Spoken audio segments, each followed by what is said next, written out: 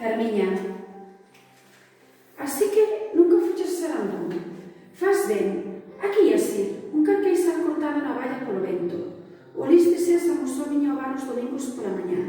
Adoitaba entrar cando as campás avisaban para a misa das 11 e as fundas pegadas dos seus zapatóns eran as primeiras en ficar impresas no chan de serrín, como no papel a tinta dun selo de caucho.